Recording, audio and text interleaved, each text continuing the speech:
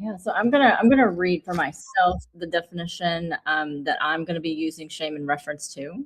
So it says shame is the intensely painful feeling or experience of believing we are flawed and therefore unworthy of acceptance and belonging. People often experience shame when they are entangled in a web of layered, conflicting, and competing social community expectations. Shame creates feelings of fear, blame, and disconnection. So very it's a lot. In a word.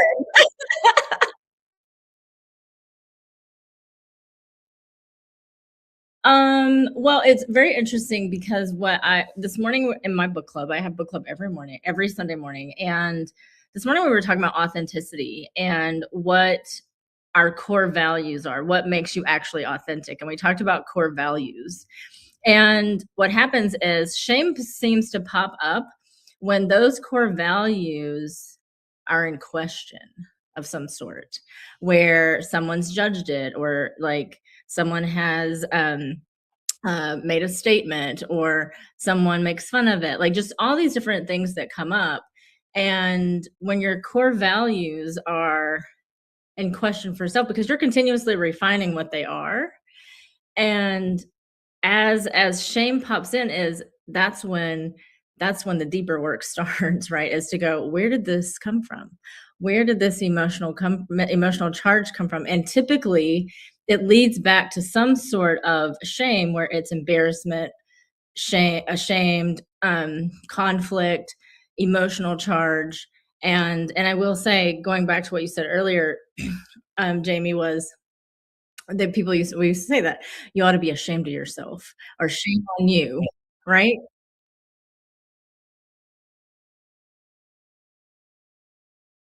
Mhm.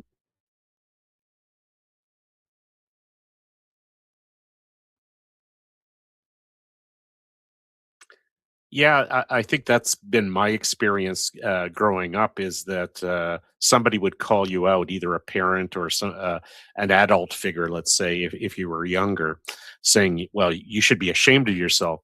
And and initially, sometimes it would be, "What for?"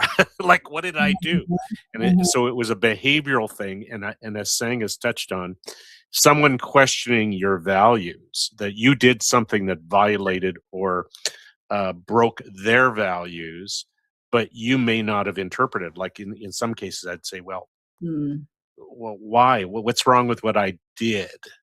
So it was active, like as if it was a totally always a conscious decision to break somebody's value system.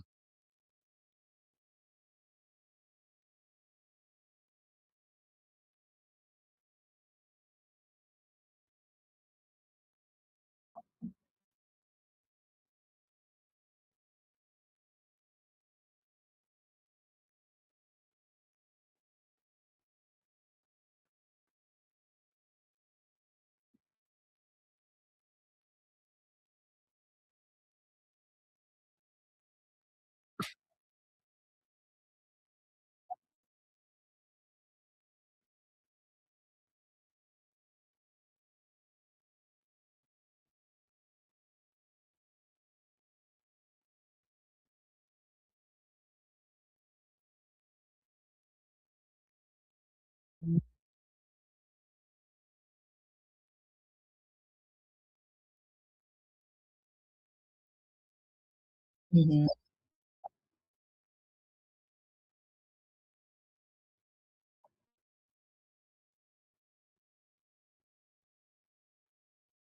mhm, mhm. And then just and as we were talking this morning, it's like the your core values become stronger, right, as you get older. We all know that, right? It gets stronger as you get older because you become more refined. You take all those experiences that happened and we were talking about this too in soul sessions on Saturday, and you take all those life lessons that you've learned, what we call obstacles, we call challenges, we call failures, whatever they are. I've always looked at all those things as stepping stones. It's just another thing to help me get to the next step. It's what's the willingness back to me of the work I'm willing to do to get to the root of me, right? I don't need to get to the root of Ray. I don't need to get to the root of Jamie, right? It's get to the root of me so that I can stand before you and be firm and confident in what I speak and how I speak. And it has been a hard, challenging, fun adventure for me because of my willingness to step into that mud pit, so to speak.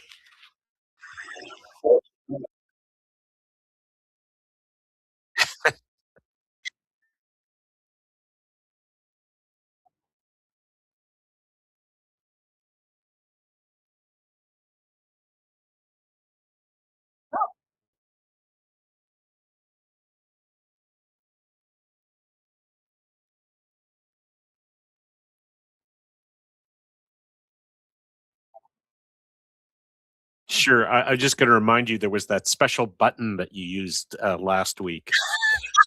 Have you activated that special button? The but we're still embracing the glitch, so we'll carry on with that. So now I'm off track mentally about We're just so talking about shame. Shame on Jamie. No, I'm just kidding. Not shame on Jamie. Well, I mean, but this is a thing though. There are many times when this situation could literally cause someone else to go, well, they don't have it together. Well, they didn't do this and they didn't do that. How can they be on this show? And da da da da da. Right. So then here comes the barrage of comments. And then in that would go what, and I'm just going to speak for myself.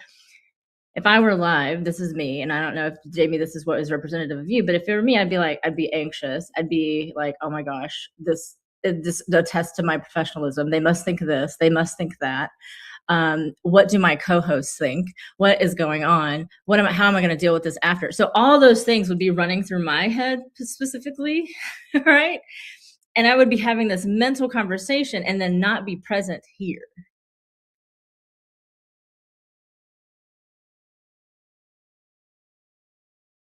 The comments that were made over somewhere else because now I've spun into my own web of shame because of everything that that I've learned about shame growing up.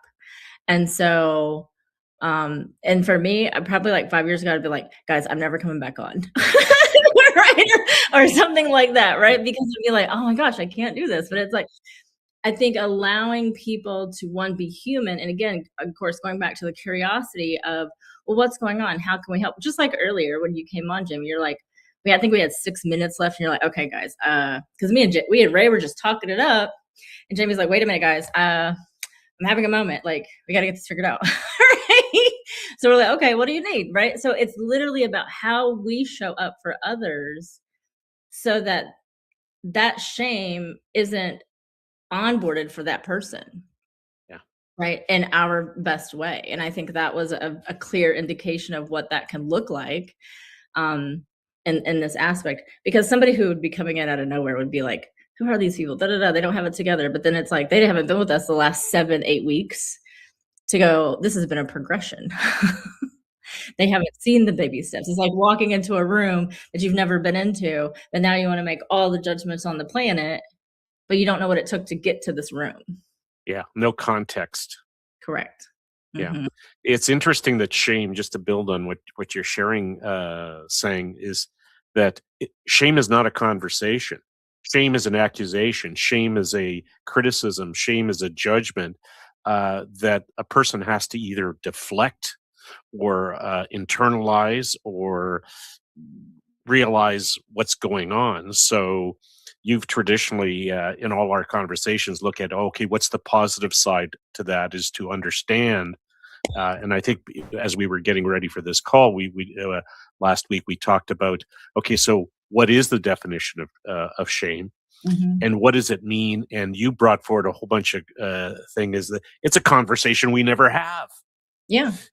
internally or with others, like what shamed you, or how do you shame, or do you shame others? So I'll toss it back to you while Jamie's still playing with buttons. Right. Well, I think one of the things that comes up too, and doing a bunch of different reading and trying to find out different things is one, guilt and embarrassment and humiliation and shame are all interchangeable. They like we use those interchangeably, right? And they all have their own core. To the core is shame ultimately, right? Guilt and embarrassment comes from that, right? So, well, now it's upside down. So if you had it up here, right, and then just the web just goes this way, right? And you're like, okay. And if you go back to the first time you were embarrassed, right? What does that look like? Think about somebody mentioned this the other day in a something they were sharing. It was like, I don't know if everybody ever remembers doing math class, and you'd have to go to the front of the board and show your work.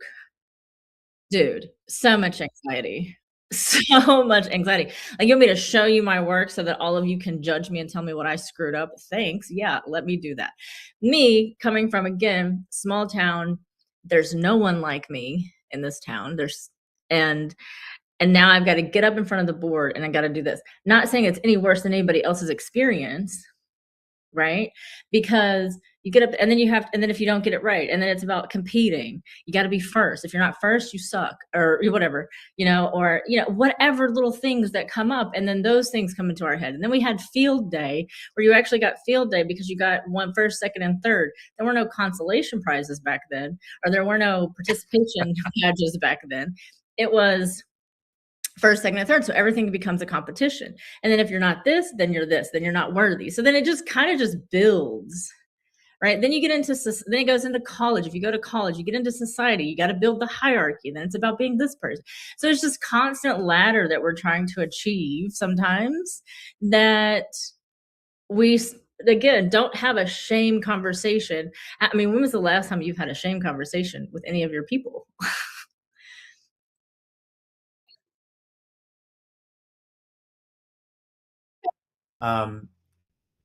If you're just now joining us here let me make sure I get all my cameras correct here. We're talking about what is your definition of shame. And I think you can probably hear me in this particular scene that we're doing. You guys can hear me, and I think that they can hear me on the chat. But one of the things that happens when you're doing a live broadcast is that you do work on things as they're actually happening in the moment. And I think at this particular point in time, I am being heard, but somebody might be able to confirm that with me on YouTube. But if not, I'm going to switch back to the discussion that we're having in the room. She says, I hear you when you go to the scene. Yes. Yeah. But I don't think you guys can hear. I don't think they can hear me in this particular room, and that's what I'm trying to diagnose. So anyway, it is so interesting that we chose this topic to discuss, right? Because there would have been a time in my life when I would have been super ashamed of what's happening right now, but we're rolling with it. So anyway, back to you guys as we discuss. Yeah. Well, go ahead, Ray. What do you got? I was just going to add to where you last left us discussion-wise, is the shame as social control. Apparently, wait a second. Apparently, I'm interrupting for this live breaking update. It's my understanding that they can now hear me in the room. Yay! So the rest of the episode is canceled because we no longer feel ashamed. We've resolved it. We cured shame. Someone send this out. But anyway, wait, continue, please. Well, the aspect of social control, in the sense that if somebody's calling you out, there again, we're back to values, and they feel that you're not doing something that shakes the foundation of what society, civilization, or the norms of a group. And that is really interesting. So you may not view yourself as, well, what did I break, or what did I cause such great distress? So I just find it interesting that if somebody's pointing out to you that you should be ashamed, it's really social control, rather than, it's not meant to help you, it's meant to control you. Mm-hmm. Mm-hmm. Right. And I think guilt and shame are the two that get cut to the core for sure, because they're all self-evaluation. They're that external factor. I think that people, like what you're talking about, the societal pressure of I gotta bake cookies. I've got to make homemade cookies for the class. I got to show up to every homeroom party to my kid's school. Like, I've got to be that mom, or I've got to be that friend, or I've got to be that colleague, right? And then when you don't, everyone's like, well, what have you been doing with your time? Or what, and then it becomes this thing, and it's like, when you own, you know what? For me, I remember when my daughter was going to be playing. Well, she wasn't playing in band. She was in the color guard. Mm-hmm. It was her senior year. She was only going to be in band for 6 months. My kid didn't even play an instrument. She was just strictly doing the color guard, right? And I remember going to the band meeting, and if anybody has big bands, they have all these things, right? And they were like, well, we really want you to volunteer. I was like, no, thank you. Here's my check. Right? And they were like, oh, but da, da, da. I was like, no, thank you. Here's my check. Right. And the pressure, right? And the guilt that they were attempting to place on me, but I had made a decision. I think making that choice and making that decision, I was like, my kid's is going to be in band for 6 months. Right. And and she doesn't even play an instrument. So I'm not, here's my check. Right. Well, right? What you're saying is really illuminating, because we want to really keep those two things in mind when we're talking about, you introduced the ugly stepsister in the room, which was guilt, right? They often travel in pairs. But as we focus on shame, there is the assigned value of shame, and there is your value of shame. And again, one of the things that I thought was so fascinating about this is that most people never look at their own definition of shame, right?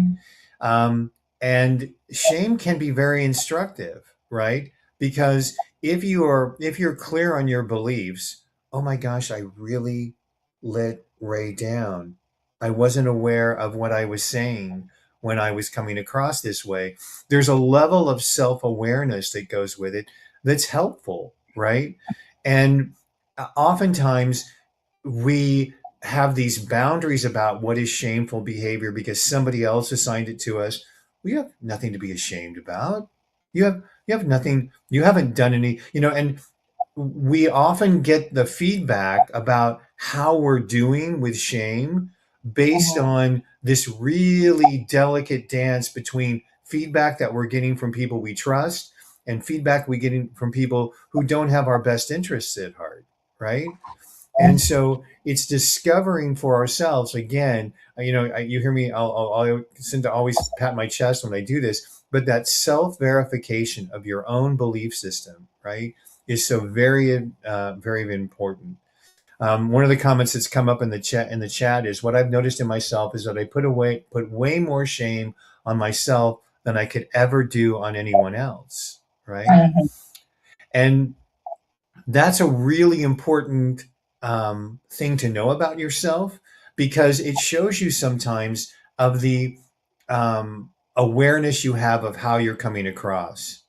As you probably are aware of, Ray, there are some people who don't even care how they're coming across, right? Many of them are men. I'm just saying. But again, when you make these discoveries, everything rubs up against what you really believe, right?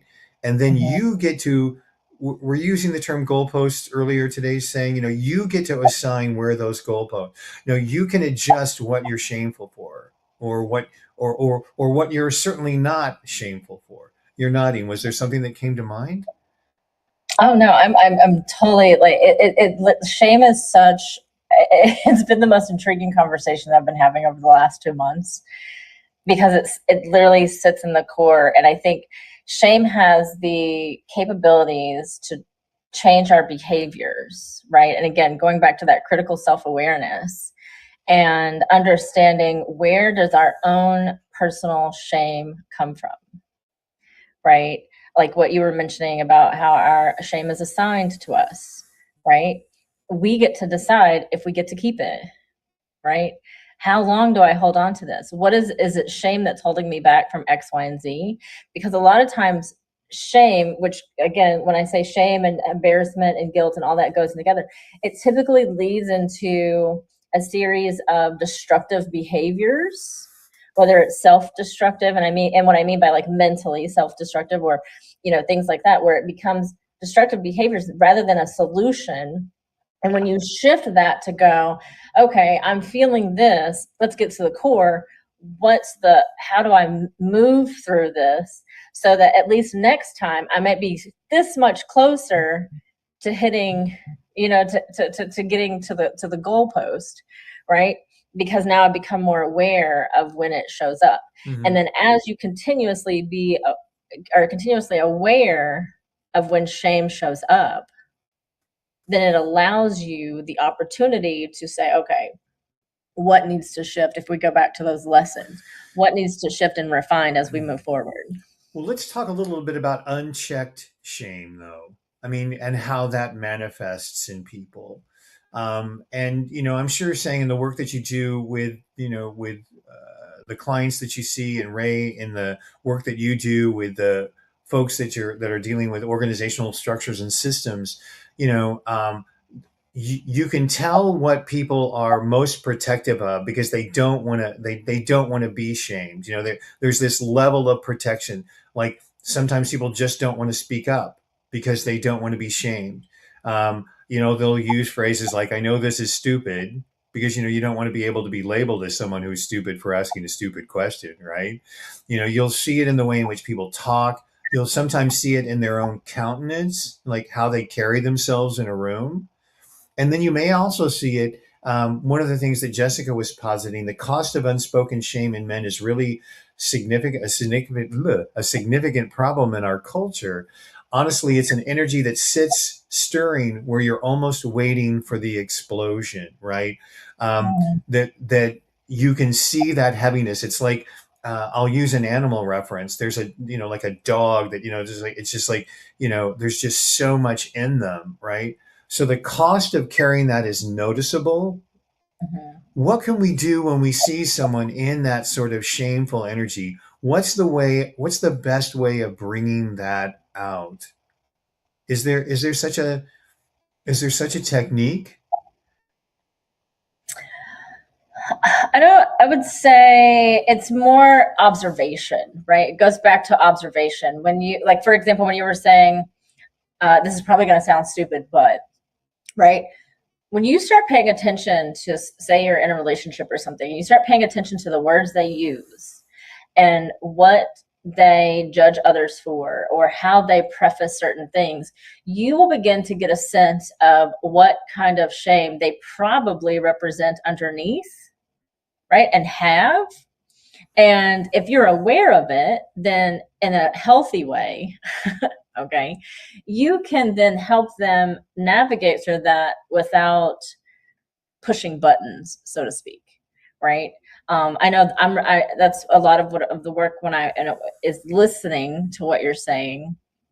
Because how many times have people said, oh, this is probably going to sound stupid, or let me ask a dumb question, or let me do this, or don't laugh, but, right? So when they use certain things, because people tell about themselves, and I think, again, going back to something we've talked about over and over and over, is to pause and listen, observe, listen to what's going on, and then ask those questions.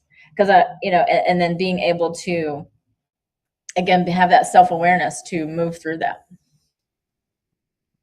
And doesn't it have to do a lot, Ray, also with setting the tone? You know what I mean? Creating that safe container to begin with? Yeah, I'll share something that happened during a call in an organizational setting. Is that somebody didn't like what was happening, and was saying, well, basically what we're trained to do is, that's wrong, or this isn't working, or I don't like that. The moderator introduced a new way to be in that container, that space. They said, okay, let's recognize that there's an issue, but let's add to that to say, we recognize that there's an issue. So basically what they were doing was sharing a new way to be in that space as a group. And what they did is they basically said, okay, let's look at, given future conversations, we will include that, but we will also look to what other options and choices we have. people immediately jumped in Right. because there was a new dynamic that was introduced that allowed someone to say a negative thing or a thing of criticism, but it was going to be included in the holistic collective of what the group was doing that allowed for positive input. So people who felt criticized then said, oh, I recognize there's a deficiency, but we can work on improving that. So it changed the whole conversation. Yeah. The light bulb just went off in my head because, one of the things that you're talking about is how often that shame has been used to control others' behaviors, right? And I think that that's another one of those things about going into self-regulation, about recognizing there's a difference between um, self-control and external control. If I'm ashamed because of something that I said to, an action that I took, then that's an attitude of self-control. But if I'm refusing to do something because of control layers that have been, like you have people frozen, and they just follow along. So if I can keep women shamed long enough, I can really kind of control their behavior without really doing anything, because they'll build that in to their level of self-control in all ways and all times, because they've never been given that permission slip to do something different. It's really interesting to see how, again, shame and guilt are wonderful things to have. They really are, when they're self-assigned and when they're self-controlled. But they are really detrimental, um, because somebody once told me this. I know you guys are going to laugh at me when I say this, but Jamie, this woman said to me, she goes, Jamie, I don't think you realize that most of the people that you're going to be encountering don't see the world the way you do. A lot of people want to control people in every situation that they get into. And, again, they've learned that if I can keep people ashamed and if I can make people feeling guilty, I can really manipulate people in a way that's very detrimental, because a lot of people will never have that self-examination moment to say, well, wait, is what I'm doing something worthy of shame? I was really proud that I stood up for that person who was being, I get a thumbs up in my own little world, for, an action that was taken. I'm going to speak up. I'm going to say something, um, I'm going to call out that behavior. And I think a lot of the external factors come into play. I know it did for me, growing up and not being able to speak. It was who you should be, right? Who you should be, what I should be, how I should be, right? And when people are constantly telling you got to be you got to be an A student, you got to be first, you got to be this, you got to be that, and so when you don't reach those expectations, right, then that self-defeating guilt comes in, and then it becomes like, where it's, instead of, okay, we made a mistake, it changes into we are the mistake, right? Yeah. And that's huge. And I think being able to, again, doing that self-evaluation, that self-critical awareness to go, where is this showing up for me? And really understanding your own actions, because your actions are going to speak a lot in terms too of how shame is handled in whatever capacity it has shown up. Ray, did you have something to add to that? I'm still processing that. Well, you should be ashamed of yourself. Zane just said something brilliant. You should have a response ready to go. Yeah. Well, there again is my brain doesn't work on high speed. I know. I hear you. I hear you. Well, this is, I have, those of us who have had the benefit of living for a long time have had the opportunity to encounter a lot of shame, and sometimes you wish people would have a little shame for what they're doing, right? That again, recognizing, wow, are you not aware of how you're coming across? One of the things that I think it's important sometimes for us to be, when invited, an illuminating presence for someone. But I underscore that phrase, when invited, right? because sometimes your opinion, frankly, is not necessarily welcomed or warranted in a situation. But the joys of being self-aware and the joys of being able to monitor your self-control is that you actually invite feedback from people that you're around. One of the things that I'm very grateful for this morning is when we were encountering the sound issues early on in this particular episode. I trust and rely on people that I'm around to be able to provide me with information that help me continue to improve, right? And being able to sort of set that tone and welcome it, destigmatizes a lot. I'm sure saying people say to you, I don't ever feel shamed when I'm in a group with you, because that's part of your value set to make sure that that value is upheld in the space. Is that fair? Yes, absolutely. I always think of monumental moments. There's a compliment that I got from, she was my hair lady at one time, and then we worked out together. Her name is Lacey. And I remember sitting down and we were talking one day, and it's probably like a million years ago, right? And she said to me, you never judge me, right? She's very Catholic, whatever that means, but she's Catholic. And I just didn't like it. The things she would beat herself up about and things like that. But it was like, it's okay. We got this. Like, it's about not judging where another person is and just allowing them to be. I know for myself, what's more, not necessarily triggering, but I love what you were talking about, Ray. Jamie, when people will call you out, so to speak, and say something. Because recently I was telling someone a story, and they were like, and all of a sudden it was like, "Are you complaining?" And then it was like, "Didn't somebody just tell you say something about how you complain a lot?" And then it really made me think, and it was like, okay, first of all, I was like, I'm not complaining when I was telling a story. There's a difference between telling a story and sharing what you were feeling at the time. Now, while I was in it, I was probably complaining, right? And now I'm something totally different. It's like, no, but it was interesting how that one thing showed up in very different ways. But me owning the fact that it wasn't me, but also others going, "You complain a lot," and I'm like, I'm not a complainer. Right. And it's that projection that someone else is trying to put onto me, because maybe that's what they're hearing. Yeah. Jessica just put in the chat, first of all, ha ha ha ha ha ha ha. So there's that aspect to it as well. You know what that means. Well, and again, there's this journey that we're inviting you to take a look at right now when it comes to shame. It's recognizing that, you certainly have the felt sense of shame, but then there becomes the avoidance of shame.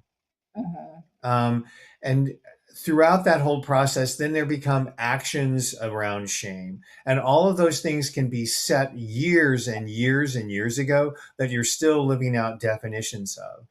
And the great thing about being able to be in an environment where you finally find out, well, you have nothing to be ashamed of. The mere fact that you learn at a different speed and a different rate that someone else does, how welcoming is that? When you recognize that some people are kinesthetic learners, some people are auditory learners, some people, need to be able to follow steps. I'll make a comment just because Jessica's watching in this particular broadcast. I'm one of those people who learns a lot through observation. I kind of applaud myself as a sort of natural learner.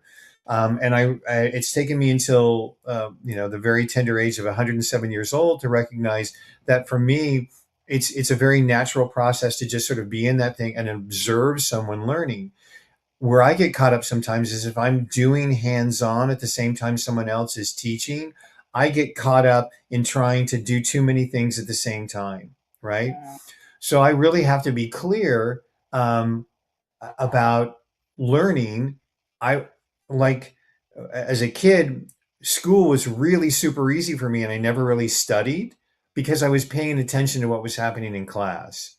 Now, some people who aren't auditory, they don't learn that well. You know, Mhm. they learn the way through experimentation. They've got to try it out, right? I'm auditory, I have to hear it. And, you know, all of us went through an education system that oftentimes said, well, we want you to go and learn in this way. And if you can't learn this way, you have something to be shameful about and need to be corrected.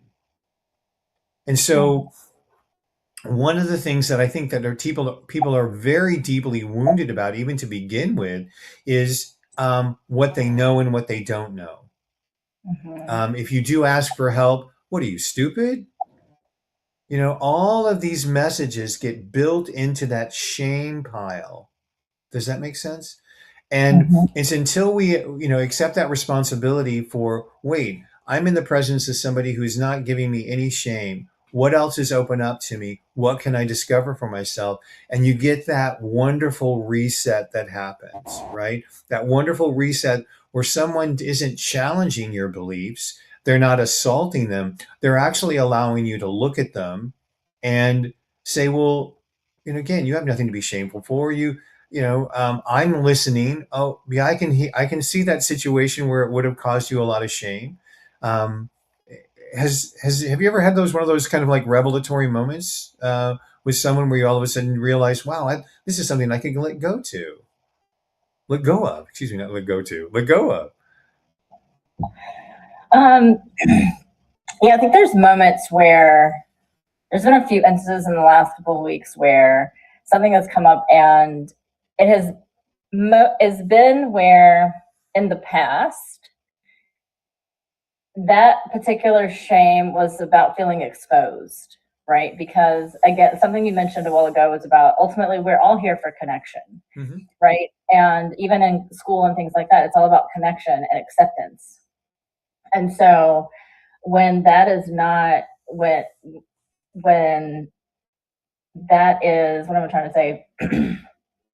When we feel exposed, we feel vulnerable, and being able to strengthen that muscle, so to speak, of when when you're feeling that, and then being able to go, no, that's not what it is for me, and recognizing that it's being projected onto you. Again, going back to self-critical awareness, we're always going to go back to self, right? For sure. But having that is such a revelation. It probably took me 3 weeks just this last couple weeks to get through something, but I've been working on it for years. So it's not like I just worked on it for 3 weeks. So let's be clear.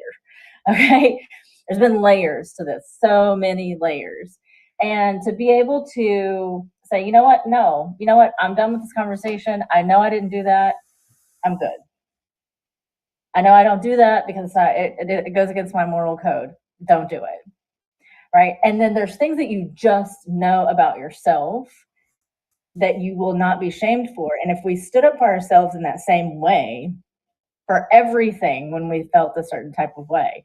And my daughter has a really good example this week of what she was sharing with me about how ambiguity is not something she wants to live in. And that's huge for a 25-year-old to say, I don't want to live in ambiguity. Because can you think about a time, fellas, how often we've lived in ambiguity? Well, you know, we talk about that a lot, you know, here about that idea of living in the discomfort, being in the pause, being able to observe. But yeah, there's a lot there. Mm-hmm. Mm-hmm. Yeah, and I think being able to state what is for you, and then that willingness to have a conversation should another person want to have a conversation, but also your willingness to have a conversation because you may be done with it. And then it's about allowing that to be. For myself, it was I'm going to deal with this. And there were a few situations where I had to deal with something where it's my thing. I'm just going to handle it for myself. I'm going to conduct myself in a certain way because this person has showed up a certain way so many times, and I already know they're going to attempt to shame me. And so now when they do it, I just go, well, that's very cute. You're right. I do that. So if we were to redefine the word shame in a way, based on the original definition that you gave us at the top of the hour, um, shame is an action that I initiate that is outside the boundaries of my values that have had an impact that is also outside my values, and that I overrode that and didn't care. I'm trying to think if I'm actually kind of inviting to see if is there an additive part of that definition? Because what we've looked at is that the hidden definition is that you've never looked at it as to whether or not that was your value set to begin with. Mm-hmm. Oh wait, I was told that's the way I'm not supposed to be, but is that really true? Right? Mm-hmm. And it's beginning to look at those goalposts as to whether or not they do. Because, look, you use the word exposed, right? Mm-hmm. Where like, oh my God, I had no idea. And now I'm so ashamed, right? But if you didn't know, that's really not anything that you need to be ashamed of, right? It's like the little kid, who can I tell you? I'm going to tell you an old funny story. We're here on the Breakthrough Show Network, almost at the top of the hour. One of my favorite stories that a gentleman by the name of Ken shared once was when he was a little kid. He really wanted to help his mom. His mom was his idol and wanted to do whatever. And one day he found a, a box of sanitized napkins that his mom used to keep in a special place in the closet. And his mom didn't want to explain what those napkins were for, right? Because she was ashamed about the subject to bring it up. But little Ken, his mom had a tea party and his mom asked him to set the table. And she knew that it was a special thing because she was getting out the china cups and whatever. And he knew right where to go to put the special napkins on the table for that particular gathering.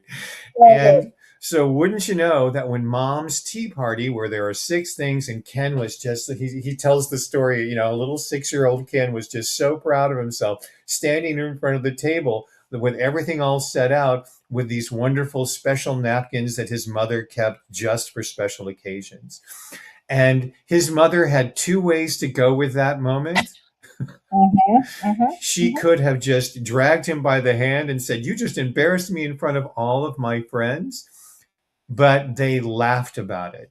And they laughed about it not in a shaming way, but how Mm-hmm. funny that was, because his mom understood that by not giving his kid the right information, they created something funny. And it was a story that they used to tell in his family for time in memoriam. So just remember, if you want someone to make sure that they, there's a really good definition here about how you could imprint that. Because when he realized what he had done later on, he realized the magnitude of what could have happened and the damaging input that he could, and that's what made it funny, right? So, Two things though. One, you don't know what you don't know. And right. two, who the heck was naming them napkins?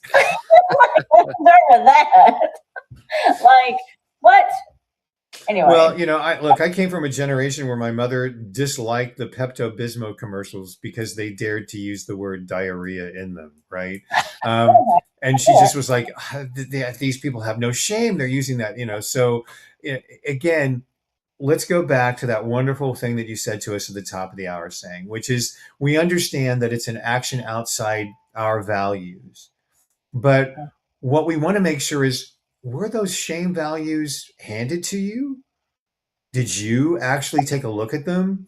Have you run them by people you trust? Have you created those same boundaries in your world? I mean, look, Jessica allowed me to have a shameful moment this morning when this wasn't being broadcast correctly. But because of the trust level that exists between people, it doesn't become a shame imprint. Does that make sense? She knew that I didn't want that to happen, So it's like all you can do at that particular point in time is you didn't know. You're gonna roll with it and you're gonna laugh with it, right? So those things just happen. So And of course, Jessica just put the rest of the slogans into the YouTube chat of the Pepto-Bismol commercial. So now we have the complete set, according to my mother. Ray, was there something else that comes to mind in all of this? I just wanted to loop back to when you were defining or explaining shame. I would add that's an internal, our own definition, which is the title of today's topic and show. If we look at it from the external point of view, when you really think about it, shaming is the absence of listening, the absence of observing to understand, and trying to impose other values onto someone in a damaging, critical way. So it's what is a positive, what you basically defined of how we see ourselves and how we believe in our own systems and values and how we want to be in the world, while shaming or shame from an external source is a control mechanism. And it's actually it's the only benefit, and then I'll get Sang to answer that one. The only benefit to that external shaming is an opportunity to possibly learn about oneself. But I can't think of much else beyond that. I think it's the recognition for sure of shaming as a verb and shaming as a noun, right? Shame is, it's not like I can touch it, it's not, but shame does cause behaviors, right? And those behaviors could simply shift because you know how when people say, oh, I knew Ray when he was 23 years old, so I can only remember Ray at 23. And be like, what? You don't like that anymore? How come, Ray? You used to da-da-da-da-da-da-da, right? And it's been 20 years later, and you're like, yeah, I don't do that anymore. Right?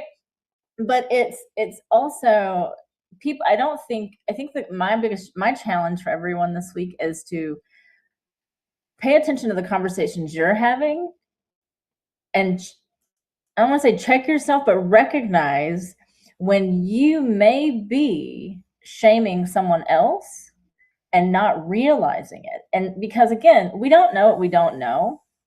And if someone doesn't say, hey, you know, Ray, I didn't really like that. I didn't really like the use of this particular word. And then I'm able to come to you and then I can share with you why, or I say, Jamie, da, da, da.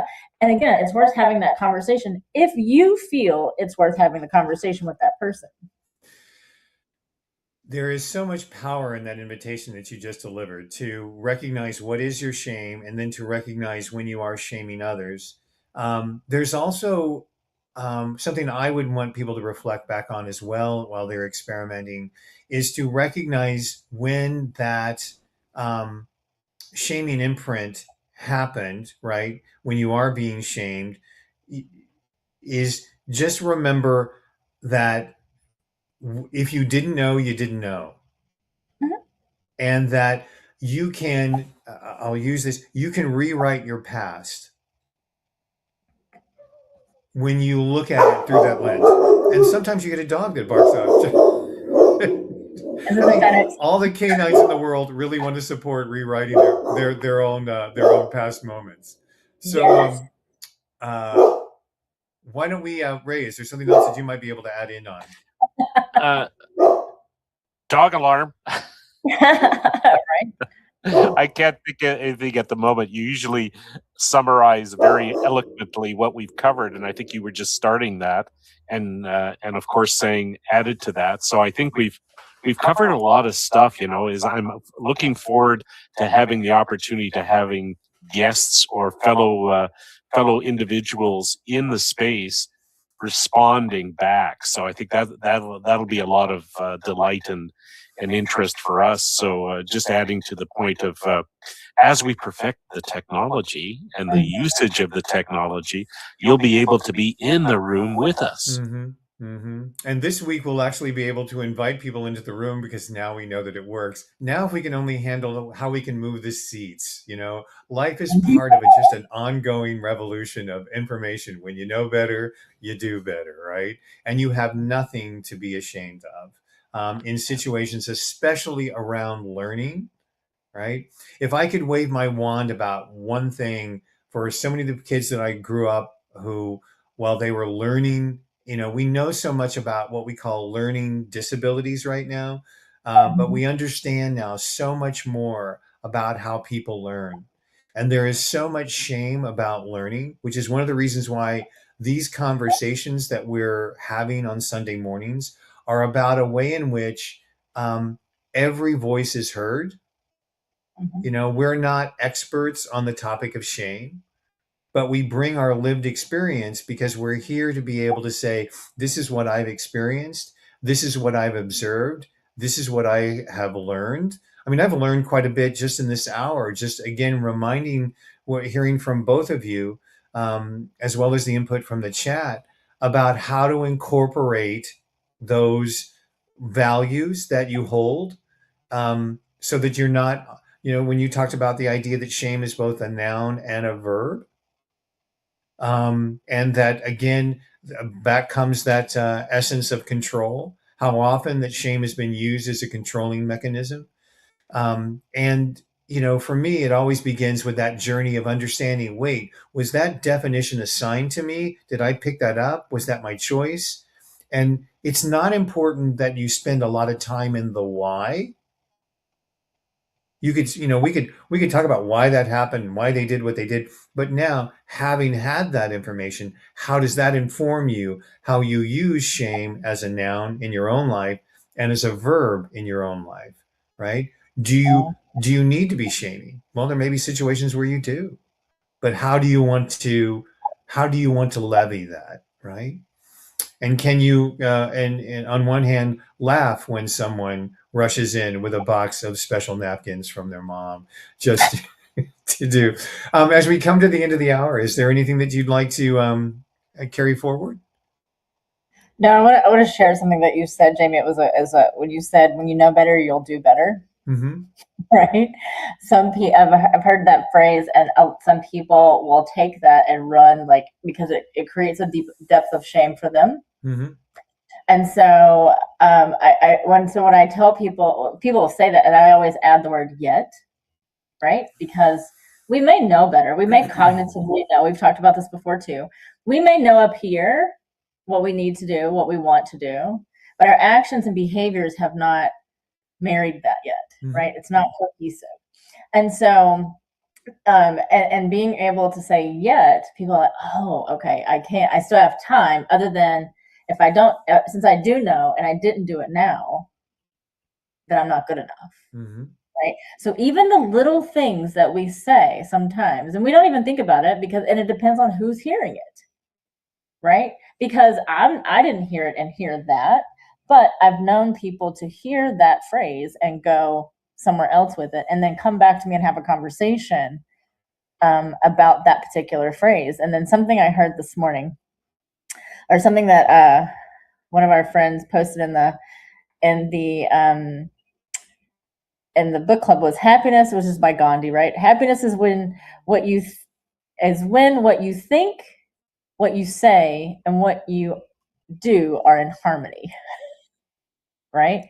And allowing you to understand shame in that aspect, to go, what is my own happiness? How do I live in whatever shame I have, whatever shame pool, whatever shame web, whatever that is, and still be who I am, regardless of what people say? Because it's about owning that I am just not there yet. And you're speaking to something that Jessica just put in the chat in YouTube, which was, when you know better, you have the opportunity to do better, right? And it's taking advantage of that opportunity, because, as you know, some people do use that. I mean, we could do a whole nother Sunday morning topic on, people who use this whole idea, well, Jesus will ultimately forgive me on my deathbed, so I'm just going to, cause havoc in my life until such then. But yes, it's, what do you do with that opportunity? What do you do with the opportunity to have the awareness and then choose in a conscious way to do something? Ray, you get the bon mot for the end of the hour. Oh, it's really hard to top any of you, or both of you. Is just what resonated with me the most was the fact of our words, our behaviors, and our thinking need to match. They have to support each other, because when we think something and behave differently, it creates that anxiety and turmoil in one's brain. So, not that that's easy to achieve, and I love the yet that's saying added to that. So, when we achieve that, when we get there, and that's the lifelong aspiration. We are works in progress, as conscious as we would like to be. So we're glad that people join us on Sunday mornings to do this. And next week, you'll have the opportunity to join us in the room where there'll be even more wonderful things for you to explore in this adventure that we call Rise and Shine Sundays. Again, you can join us each week at rsslive.org. Coming up at the top of the hour on the Breakthrough Show Network, it's Spirit Sessions.